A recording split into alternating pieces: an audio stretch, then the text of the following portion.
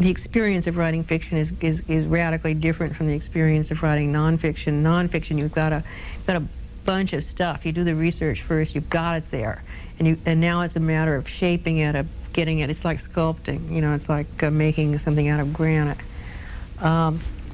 Fiction, there's a dread level, because you wake up every single morning with the idea that it's not worth doing it, and you're going to have to make up something out of nothing that day, once again. And until you reach that point I mentioned before, when it takes off, and for better or for worse, you're going to finish the novel.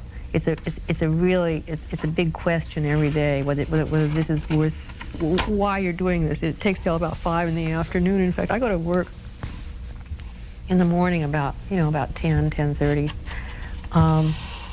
It's not until about 5 in the afternoon that I actually start hitting a rhythm where I get a page done. And it's the best time. Then once you hit that rhythm, you can work maybe for another 2 or 3 hours, but until you get hungry.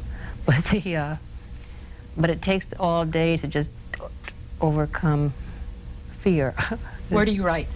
I have an office in our apartment. So you do not have to leave your apartment? You just No, I just stay home. Do you ever go anyplace else and write besides that office? No, I've never written anyplace except home. Once when we had a small house and a new baby, we rented an office, but it didn't work out. It was just something that didn't work about going to an office. What does the office look like? What do you surround yourself with? Well, it's an extra bedroom, and it's got, without a bed, and it's got a bunch of piles of books and piles of papers, and it's not very orderly.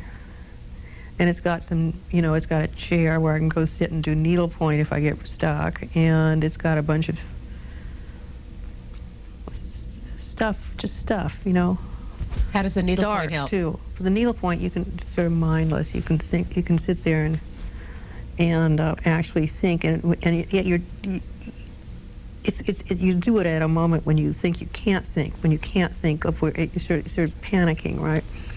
You start doing needlepoint, and you think you can trick yourself into thinking, I'm doing something useful, I'm working on this rug, right? But it's so mindless that you can actually find yourself, you can sort of sneak into thinking about something else.